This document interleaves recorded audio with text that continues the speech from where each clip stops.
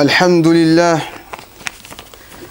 لله على إحسانه، والشكر له على توفيقه وامتنانه، وأشهد أن لا إله إلا الله وحده لا شريك له تعظيما لشانه، وأشهد أن محمدا عبده ورسوله الداعي إلى رضوانه، صلى الله عليه وعلى آله وأصحابه وإخوانه وأنصاره وإخوانه. أما بعد، عباد الله، سوف نتكلم اليوم عن الأرض المقدسة قرآنيا وواقعيا. الأرض المقدسة يعني القدس قرآنيا وواقعيا. أما قرآنيا فهذه الأرض المباركة يعبر عنها بالأرض أو القرية، والقرية في اللغة العربية تطلق على مجموعة من البشر يراد به سكانها، والأدلة في القرآن كثيرة، مثل قول الله تعالى: وضرب الله مثلا قرية كانت آمنة مطمئنة يأتيها رزقها رغدا من كل مكان فكفرت بأنعم الله. من كفر؟ القرية لا تكفر، القرية يعني جامدة، ولكن من كفر؟ أهل هذه القرية. وأمثلة كثيرة، كما يقول عز وجل: واسأل القرية التي كنا فيها، يعني أسأل أهل القرية. ويراد بها ويطلق كذلك الأرض، ولكن بقرائنها. لابد أن في سياقها نعرف إذا كان المقصود الأرض المقدسة في فلسطين أو أي أرض. وفي القرآن يقول عز وجل: وإذ قلنا ادخلوا هذه القرية وكلوا منها حيث شئتم رغدا. هنا المقصود الأرض المقدسة، يعني بعد التيه كما تعلمون، بعد أن حرمت الأرض لبني إسرائيل 40 سنة، ثم بعد ذلك أذن لهم بالدخول في هذه القرية، كما هو في سورة البقرة وسورة الأعراف. وأما الأرض ففي موضع واحد في سورة المائدة في الآية 21 يقول عز وجل: ادخلوا الأرض المقدسة التي كتب الله لكم. هنا واضح أن الأرض المقدسة هي. وأما في مواضع أخرى نجد فقط الأرض. مثلا يقول عز وجل: ولقد كتبنا في الزبور من بعد الذكر أن الأرض يرثها عبادي الصالحون. إذن ما هو المقصود بالأرض هنا؟ لا نعرف مباشرة، يحتاج أن نرجع إلى القرائن. وفي التفسير نجد أن هذه الأرض المقصود هنا في آخر سورة الأنبياء هي الجنة، كما قال عز وجل: الحمد لله الذي صدقنا وعده وأورثنا الأرض نتبوأ من الجنة حيث نشاء. هنا الأرض مراد بها الجنة. من أجل ذلك بعض المفسرون قالوا أن الأرض هنا في آخر سورة الأنبياء هي الجنة، ولكن بعضهم آخرون قالوا أن الأرض في آخر سورة الأنبياء هي الأرض المقدسة. إذن الأرض المقدسة يرثها عبادي الصالحون، كما سوف نرى. وأقول قبل أن أنسى أن النبي عليه الصلاة والسلام له عدة أسماء كما جاء في أحاديث صحاح. هو محمد صلى الله عليه وسلم، هو أحمد، هو الماحي الذي يمحى بها الذنوب، وهو الحاشر، وهو العاقب. وما معنى العاقب؟ الذي يرث في نهاية المطاف الأرض المقدسة، يعني الأرض ستكون لهذه الأمة، أن الأرض يرثها عبادي الصالحون أي المسلمون، نحن إن شاء الله تعالى.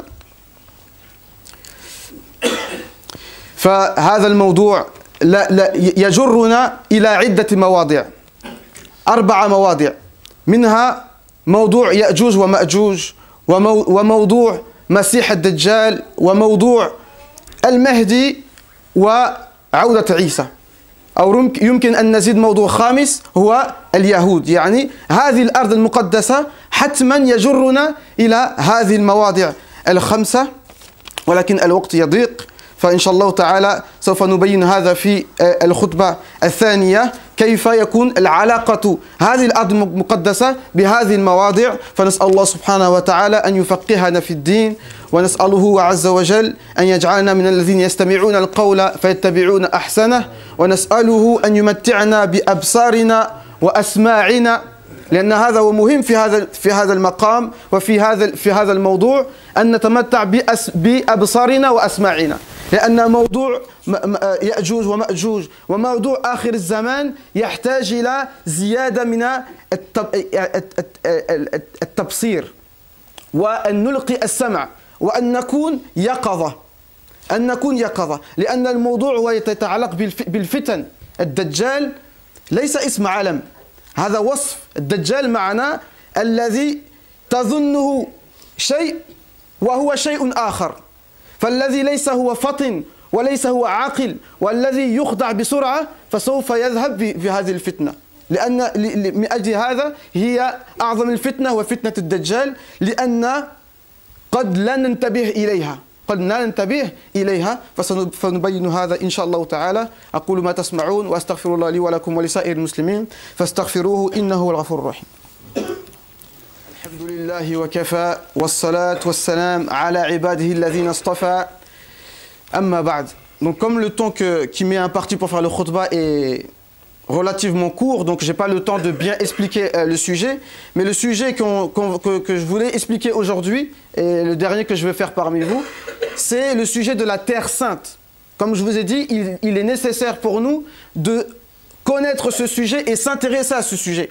Et ne pas se dire, oui, c'est un sujet lointain, c'est loin de nous, nous on a d'autres choses qui nous concernent. Non mes frères, c'est vrai, on doit travailler, c'est vrai, on doit s'occuper de nos choses quotidiennes, mais il y a des choses sur lesquelles on ne doit pas être insouciant, parce que c'est important pour notre religion elle-même.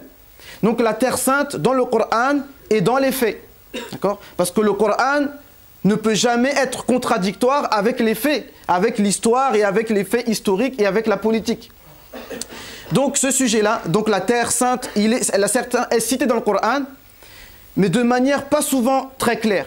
La manière la plus claire où elle est citée, c'est dans le verset 21 de la sourate 5, où Allah nous parle de Moussa alayhi salam, qui dit à son peuple, rentrez dans la terre sainte, udkhulul ard al-muqaddasa allati kataballahu lakum. Là c'est clair qu'il s'agit de la terre sainte. Mais dans les autres passages qui parlent de la terre sainte, soit on nous parle d'une ville, soit on nous parle de la terre, sans préciser. Donc il faut voir le contexte pour savoir si cette ville en question, il s'agit de la ville de Jérusalem, ou si cette terre, il s'agit de la terre de Jérusalem. Il faut savoir que lorsqu'Allah dit Qarya, une ville dans le Coran, en général, il parle des habitants de cette ville, bien entendu. Et lorsqu'il dit balad, il parle de l'endroit même. C'est pour ça qu'en arabe on dit balid, quelqu'un qui est pas intelligent, on dit balid, quelqu'un qui est feignant à l'école, on dit balid, parce qu'il reste sur place, il n'arrive pas à avancer. D'accord? Et le muhim, donc il y a plusieurs exemples dans le Coran qui montrent que Qarya ça veut dire les habitants. Donc au sujet de Qarya, dans Surat Baqara, Allah il nous dit, en parlant des Juifs, wa idh qulna dkhulu hadhihi al-qarya.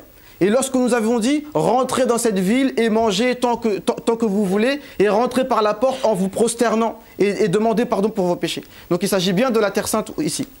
Et en ce qui concerne les versets qui parlent de la terre, sans qu'on sache vraiment est-ce qu'il s'agit de la terre sainte ou pas, à titre d'exemple, donc il y a beaucoup d'exemples mais je vais raccourcir, c'est le dernier passage, la dernière page et la fin de la sourate des prophètes, où lorsqu'Allah il nous dit, nous avons écrit dans les psaumes, وَلَقَدْ كَتَبْنَا فِي الزَّبُورِ مِنْ بَعْدِ الذِّكْرِ أَنَّ الْأَرْضَ يَرِثُهَا عِبَادِيَ الصَّالِحُونَ, que la terre sera héritée par les serviteurs pieux. Même dans les tafsirs, on trouve deux explications en général. La première, on nous dit que cette terre en question, il s'agit du paradis.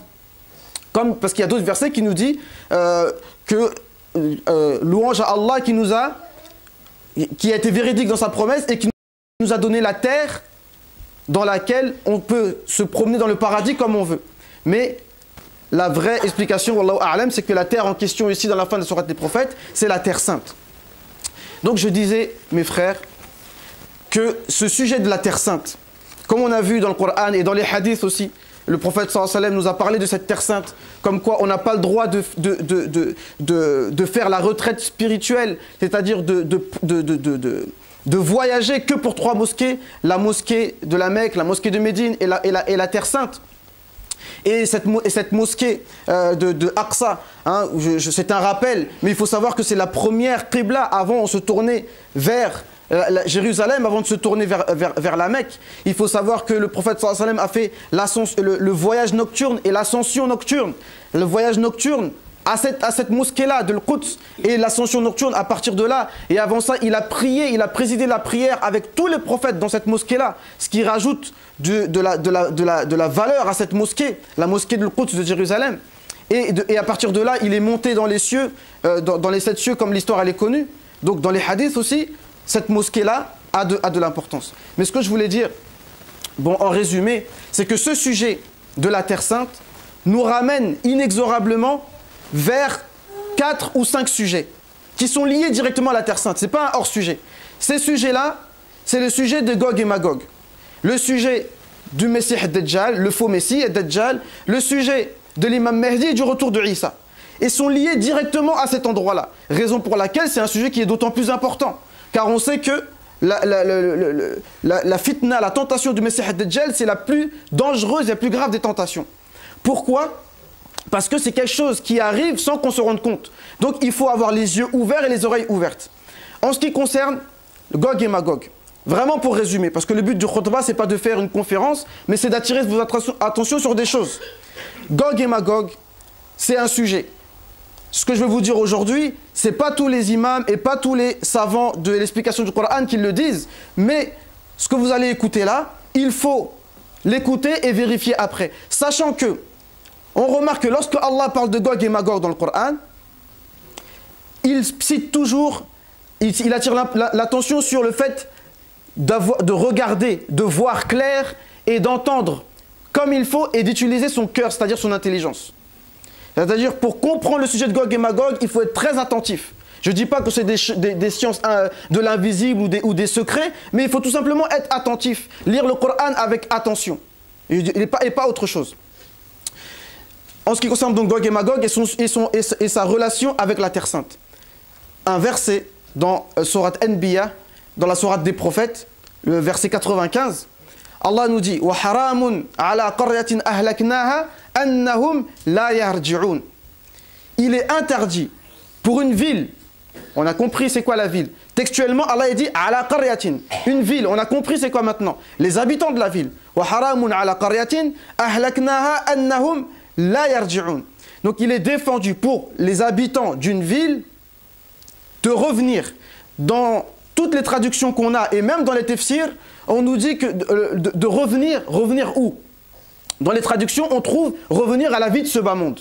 C'est-à-dire que dans les traductions qu'on a et dans les explications les plus connues, on nous dit que une ville qui a été détruite, qu'on a fait périr, des personnes qu'on a fait périr ne pourront jamais revenir à la vie d'ici-bas. Voilà ce qu'on nous dit dans les tafsirs. Mais quand on regarde dans le Coran, pour ne pas aller trop loin, en parlant des Juifs, Allah nous dit Alam tara ila alladhina kharaju min diyarihim wa hum ulufun hadara al-maut faqala lahum Allahu mutu thumma ahyahum. Allah nous parle des Juifs qui nous ont précédés, qui sont sortis de leur ville par milliers, par peur de la mort. Allah leur a dit de mourir, ensuite il les a fait revivre. Inna Allah la dhu fadlin ala an-nas. Et dans un autre passage, encore par rapport aux Juifs, وإذ قلتم يا موسى لن نؤمن لك حتى نرى الله جهرا فأخذتكم الصاعقة وأنتم تنظرون ثم بعثناكم من بعد موتكم لعلكم تشكرون. Lorsque les Juifs ont dit à Moussa, nous ne croirons jamais en toi jusqu'à ce qu'on voit Allah clairement, subhanallah. Alors un éclair les a foudroyés pendant qu'ils regardaient. Ensuite, Allah les a fait revivre après leur mort pour qu'ils soient reconnaissants. Donc là, on voit bien que Allah subhanahu wa ta'ala est capable de faire mourir des gens et de les faire revivre. Donc l'explication qui nous dit que des gens qui meurent ne peuvent pas revenir à la vie, rien que par le Coran, ce n'est pas valide. Mais ce sujet-là, mes chers frères, et c'est là qu'on vient au chapitre de l'Waqi'i, c'est-à-dire par les faits. Les faits que je vais vous dire aujourd'hui, c'est que cette qarya, En définitive, il s'agit de la Terre Sainte, selon l'explication qui est tout à fait valide et plausible. Qu'il s'agit de la Terre Sainte. Et les habitants de cette Terre Sainte qui ont été chassés, annahum la yarji'un. Et subhanallah, la yarji'un, c'est pourtant clair, la yarji'un, qu'ils ne reviennent pas. Mais pourtant, dans les explications, ils nous disent, il est interdit qu'ils reviennent. Pourtant, c'est clair, la yarji'un, ça veut dire qu'ils ne reviennent pas. Mais dans les explications, ils nous disent c'est interdit qu'ils reviennent. Alors que c'est le contraire. Il est interdit pour une ville, des gens qu'on a détruits, mais détruits, ça veut dire qu'on a expulsés. Comme on sait, les Juifs ont été expulsés de la Terre Sainte, mais c'est interdit qu'ils ne reviennent pas. Ça veut dire il faut qu'ils reviennent. Il faut qu'ils reviennent. Parce que c'est la promesse d'Allah subhanahu wa ta'ala. Et ceci, après plusieurs recherches et selon ce que les savants valident dans l'explication de la sourate Isra, lorsque Allah nous dit, vous savez, certains savent, ceux qui ne savent pas, revenez à la première page de la sourate Isra, de la sourate 17, lorsqu'Allah nous parle des deux promesses, que Allah a fait deux promesses aux enfants d'Israël, et qui vont faire le désordre sur terre, c'est-à-dire sur la terre sainte 2 fois. Donc la première fois, ils vont être chassés par des serviteurs d'Allah qui vont les chasser de la terre sainte. Ensuite, qu'est-ce qui va se passer? Maintenant, dans la deuxième promesse, la plupart aussi des savants nous disent que c'est les musulmans qui vont revenir en force dans la terre sainte. Or, lorsque Omar est rentré dans la terre sainte, ce n'était pas les Juifs qui contrôlaient Jérusalem, c'était les Romains. D'accord? Donc il s'avère que lorsque dans la deuxième promesse, Allah nous dit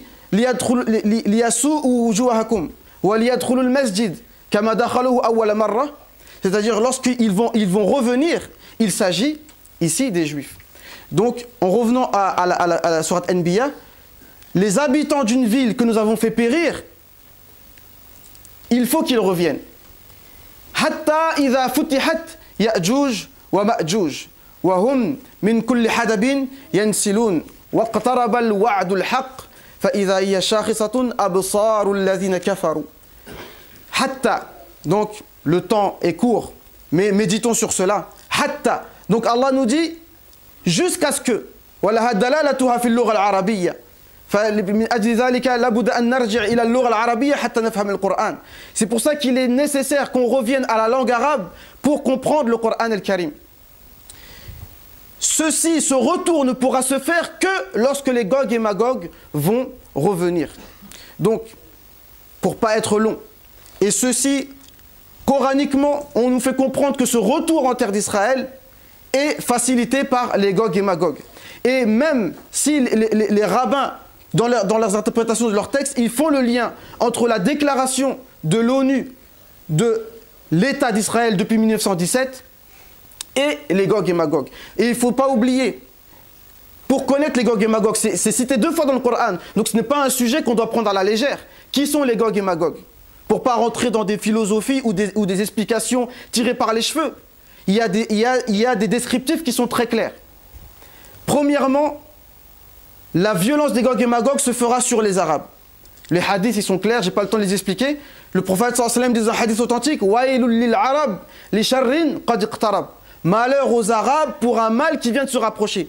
Car le trou de Gog et Magog, le mur qui les bloque, vient de s'ouvrir de cela. Donc lorsque eux, ils vont sortir, leur violence et le sang qui va couler, c'est le sang des Arabes. Et aujourd'hui, on voit les faits. Deuxièmement, ils font le désordre sur terre. Troisièmement, il y a aussi d'autres choses, mais c'est que c'est qu'ils sont invincibles. Comme il est dit dans le hadith du prophète sallallahu alayhi wa sallam, des serviteurs à moi que personne ne pourra affronter. Et aujourd'hui, on voit qu'il y a des personnes, subhanallah, ils sont, quand on regarde concrètement la différence entre nous et eux, on se dit, ça va mal finir tout ça. Mais cela dit, mes frères, pour faire court, donc je vous ai dit, Gog et Magog et le Dajjal. Le Dajjal, pourquoi? Parce que le Dajjal, comme il est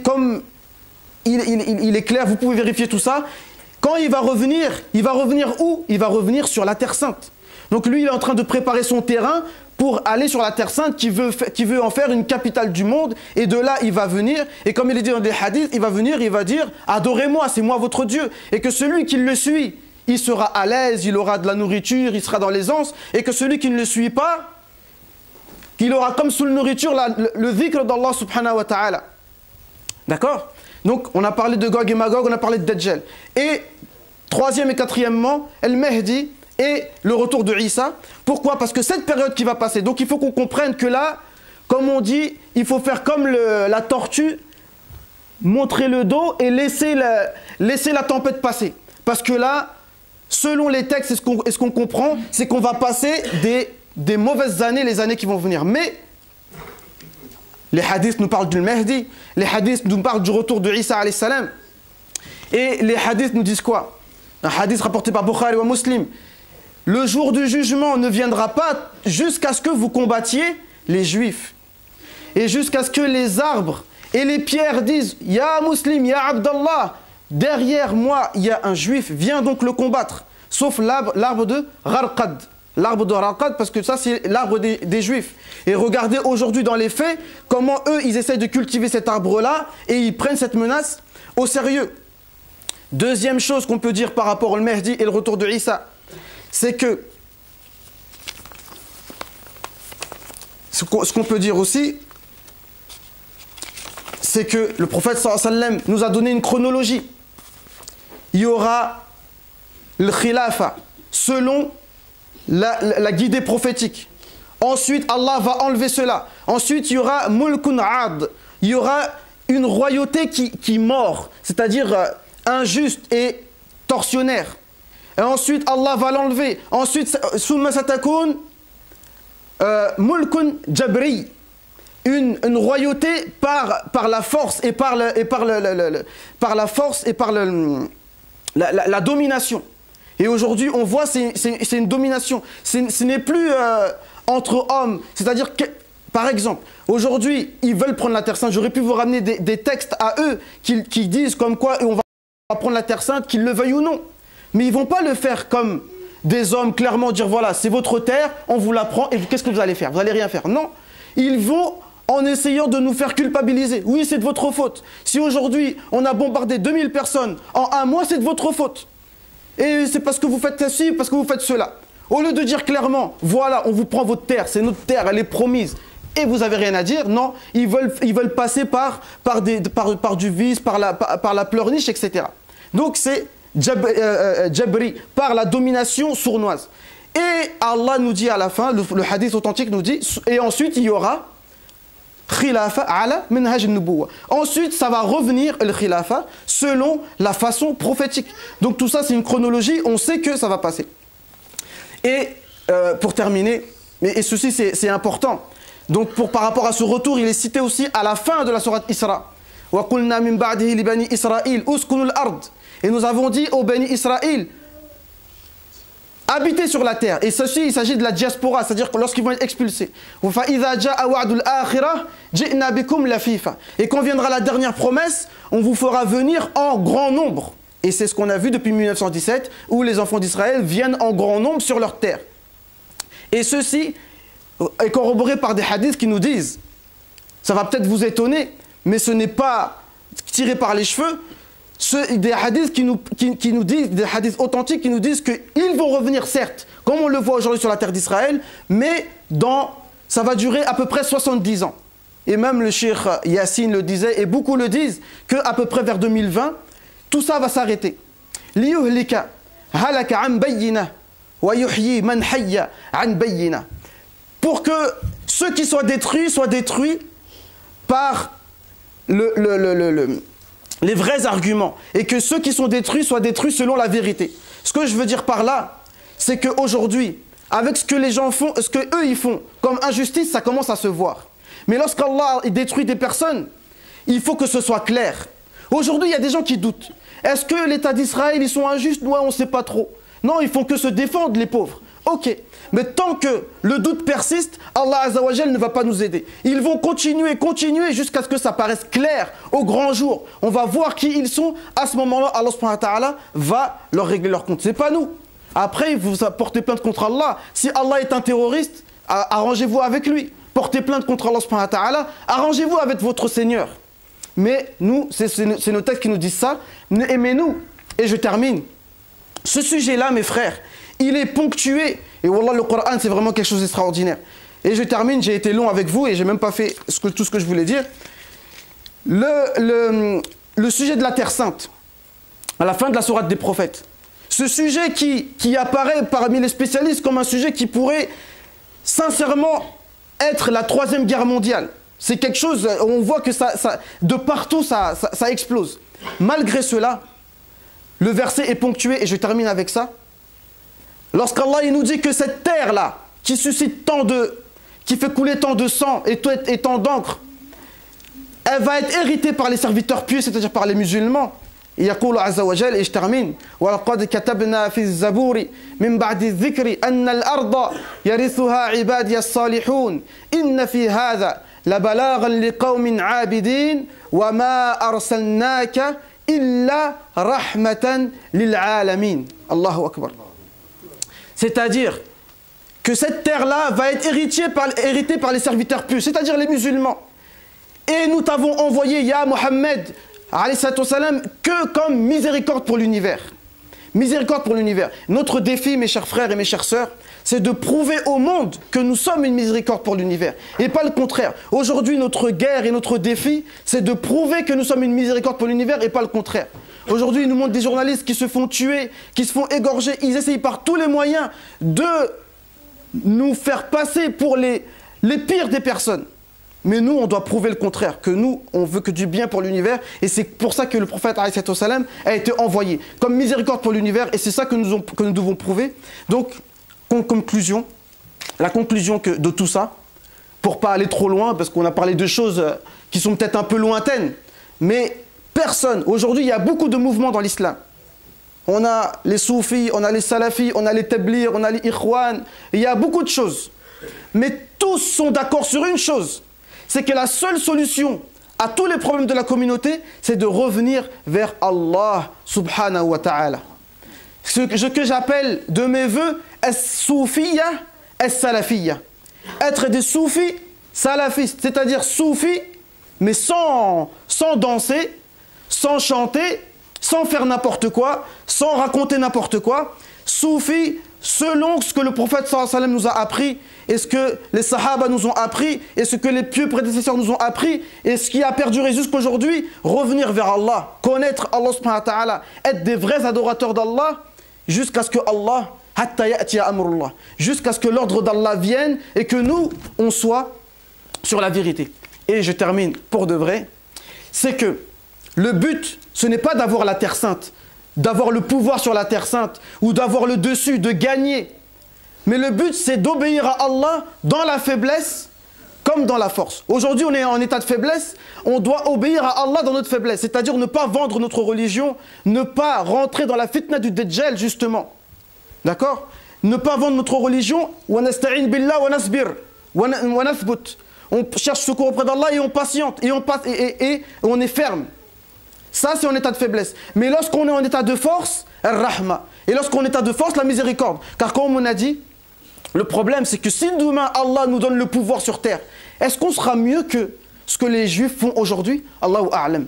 Et malheureusement, l'histoire nous a prouvé que des fois, quand Allah nous a donné le pouvoir, on n'en a pas souvent fait bon usage. Et c'est la raison pour laquelle ils tirent depuis des siècles une haine contre les musulmans. Parce qu'ils ont subi, ils ont dit un jour vous verrez, et aujourd'hui ils se vengent.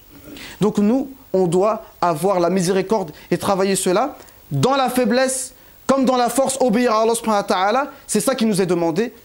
أقول ما تسمعون وأستغفر الله لي ولكم ولسائر المسلمين وربنا الرحمن المستعان على ما تصفون رب احكم بالحق وأنت الرحمن المستعان على ما يصفون اللهم افرق بيننا وبين القوم الفاسقين اللهم أعز الإسلام والمسلمين اللهم أعز الإسلام والمسلمين اللهم انصر من نصر الدين واجعلنا منهم يا رب العالمين واخذل من خذل المسلمين ولا تجعلنا منهم يا رب العالمين يا عباد الله من كان من صواب فمن الله ومن كان من الخطأ فمني ومن الشيطان والله منه براء. Donc ce que j'ai dit de bon, ça vient d'Allah subhanahu wa ta'ala, et ce que j'ai dit de faux, c'est de moi-même et de shaitan, et Allah est exempt des erreurs que j'ai pu dire. عباد الله إن الله يأمر بالعدل والإحسان وإيتاء ذي القربى وينهى عن الفحشاء والمنكر والبغي يعظكم لعلكم تذكرون اذكروا الله يذكركم واشكروه على نعمه يزدكم ولذكر الله أكبر والله يعلم ما تصنعون وقوموا إلى صلاتكم يرحمني ويرحمكم الله.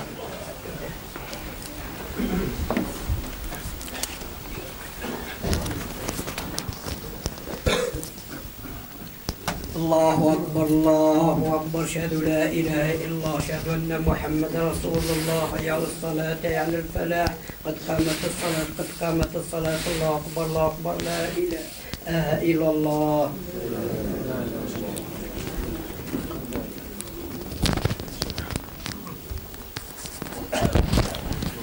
استووا واعتدلوا سووا صفوفكم استووا ولا تختلفوا.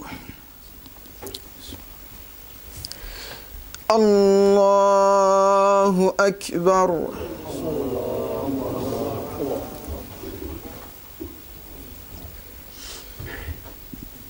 الحمد لله رب العالمين الرحمن الرحيم مالك يوم الدين إياك نعبد وإياك نستعين اهدنا الصراط المستقيم صراط الذين أنعمت عليهم غير المغضوب عليهم ولا الضالين.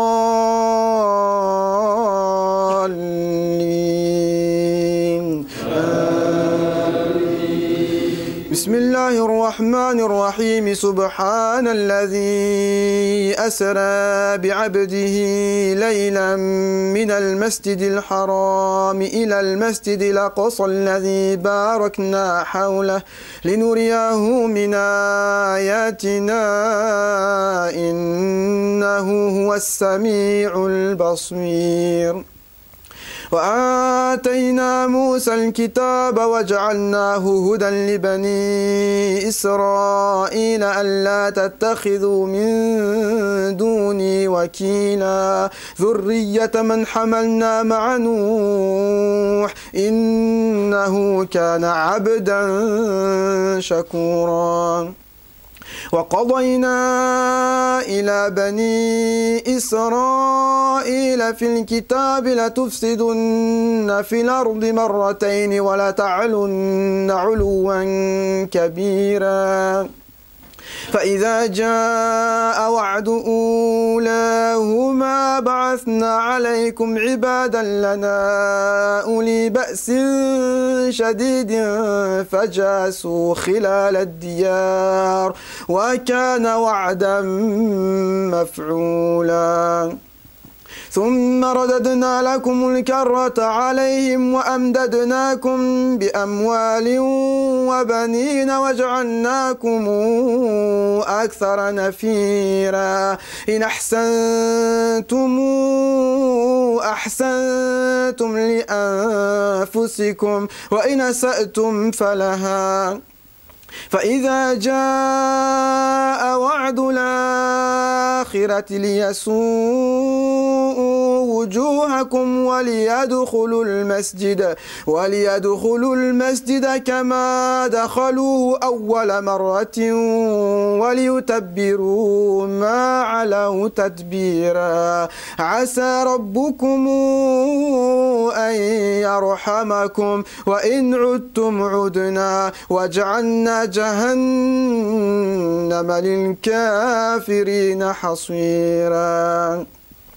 إن هذا القرآن يهدي للتي هي أقوم ويبشر المؤمنين الذين يعملون الصالحات أن لهم أجرا كبيرا وأن الذين لا يؤمنون بالآخرة أعتدنا لهم عذابا أليما. الله أكبر.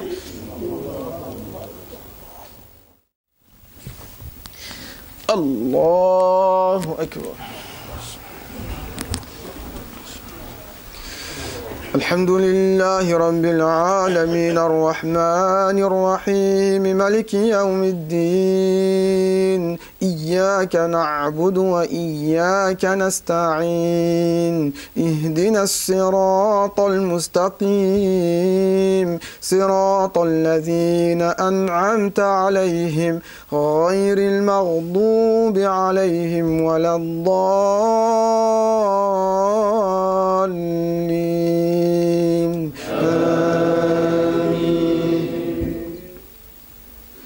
ثم اتبع سببا حتى إذا بلغ بين السدين وجد من دونهما قوما لا يكادون يفقهون قولا قلنا يا ذا القرنين إن ياجوج وماجوج مفسدون في الأرض فهل نجعل لك خرجا على أن تجعل بيننا وبينهم سدا قال ما مكني فيه ربي خير فأعينوني بقوة نجعل بينكم وبينهم ردما آتوني زبر الحديد حتى إذا ساوى بين الصدفين قال انفخوا حتى إذا جعله نارا قال آتوني أفرع عليه قطرا فما استطاعوا أن يظهروه وما استطاعوا له نقبا قال هذا رحمة من ربي فإذا جاء وعد ربي جعله دكا وكان وعد ربي حقا وتركنا بعضهم يومئذ يموج في بعض ونفخ في الصور فجمعناهم جمعا وعرضنا جهنم يومئذ للكافرين عرضا الذين كانت أعينهم في غطاء عن ذكري وكانوا لا يستطيعون سمعا الذين كانت أعينهم في غطاء عن ذكري وكانوا لا يستطيعون سمعا أفحسب الذين كفروا أن يتخذوا عبادي من دوني أولياء إنا أعتدنا جهنم للكافرين نزلا قل هل ننبئكم بالأخسرين أعمالا قل هل ننبئكم بالأخسرين أعمالا الذين ضلهم سعيهم في الحياة الدنيا وهم يحسبون أنهم يحسنون صنعا الله أكبر